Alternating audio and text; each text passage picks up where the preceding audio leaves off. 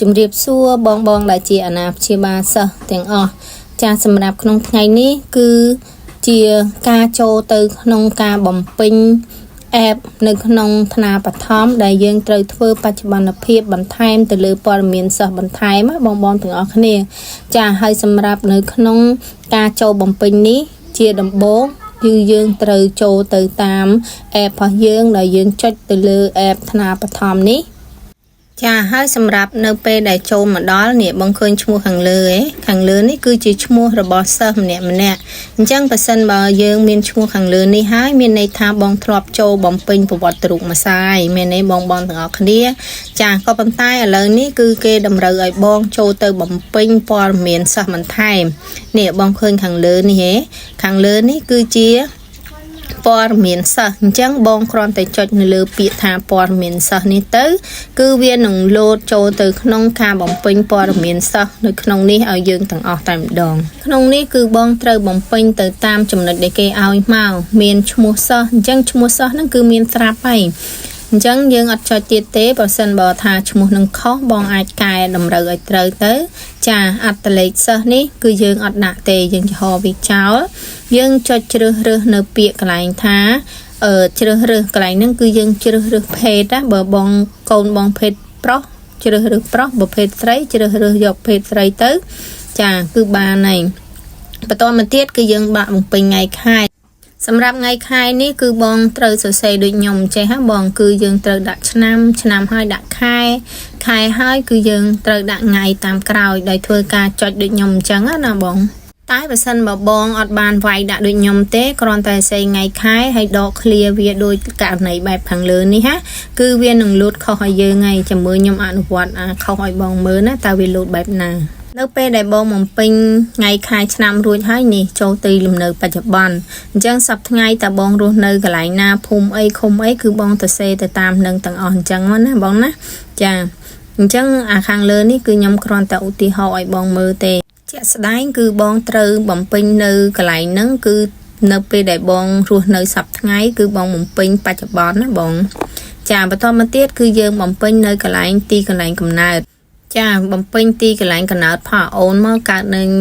កន្លែងណាភូមិអីសង្កាត់អីក៏បងបំពេញតាមនឹងមកបំពេញឈ្មោះឪពុករួចហើយចូលមកដល់មុខរបរឪពុកមានមុខរបរអីបងដាក់ទៅតាមនឹងទៅរួចហើយយើងបំពេញឈ្មោះម្ដាយហើយmìnhបំពេញមុខរបរម្ដាយដូចគ្នាដែរបន្តមកទៀតចូលដល់លេខទូរស័ព្ទទំនាក់ទំនងបន្ទាន់អញ្ចឹងបងលេខទូរស័ព្ទណាដែលបងប្រើបងដាក់លេខនឹងមកបងដាក់មួយខ្សែក៏បានពីរខ្សែក៏បានដែរផ្សេងនេះយើងមិនបាច់ដាក់ទេគឺយើងមកជ្រើសរើសកន្លែងលក្ខណៈពិសេសតែម្ដងចុចនៅលើពាក្យថាជ្រើសរើសគឺវានឹងលោតមកបែបនេះគឺមានអាហារូបករណ៍ហើយនឹងគ្មានអាហារូបករណ៍អញ្ចឹងបើសិនបើកូនបងមានការទទួលអាហារូបករណ៍បងចុចនៅលើការទទួលអាហារូបករណ៍បើគ្មានទេបងចុចនៅលើពាក្យគ្មានទៅគឺយើងចាប់ផ្ដើមជ្រើសរើសអត្តសញ្ញាណកម្មគ្រួសារក្រីក្រចុចនៅលើពាក្យថាជ្រើសរើសគឺវានឹងលោតឲ្យហើយមានក្រកម្រិត1ក្រកម្រិត2ឬក៏អត់មានបានក្រីក្រទេបងដាក់គ្មានទៅបងមានបងជ្រើសរើសទៅតាមនឹងទៅបងមានកម្រិត1ដាក់កម្រិត1ទៅមានកម្រិត2ដាក់កម្រិត2ទៅចូលដល់ចំនួនបងប្អូនបង្កើតរាប់ចំពោះបងប្អូនបង្កើតនេះគឺរាប់ទាំងឧទាហរណ៍ថាកូនបងមាន5នាក់បងត្រូវដាក់ទាំង5នាក់អញ្ចឹងណាបងតបមកចូលមកកន្លែងពាក្យស្នាក់នៅអញ្ចឹងបងចុចជ្រើសរើសនៅកន្លែងពាក្យថាជ្រើសរើសគឺវានឹងលោតឲ្យហើយមានសប្តាហ៍ថ្ងៃនៅជាមួយនឹងឪពុកនៅជាមួយម្ដាយនៅជាមួយយាយបងប្អូនអញ្ចឹងសម្រាប់បើនៅជាមួយនឹងតាយាយដាក់មួយតាយាយទៅបើនៅជាមួយនឹងបងប្អូនដាក់បងប្អូនទៅឬក៏នៅជាមួយអ្នកផ្សេងបងដាក់ផ្សេងមក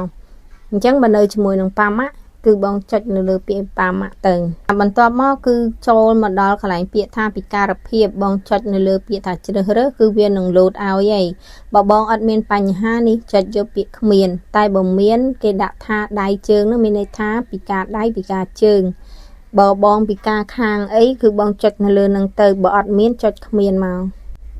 ចាហើយការបំពេញហ្នឹងគឺចុងក្រោយគេហើយអញ្ចឹងបងពិនិត្យមើលសារឡើងវិញឲ្យរួចរាល់ទាំងអស់ទៅ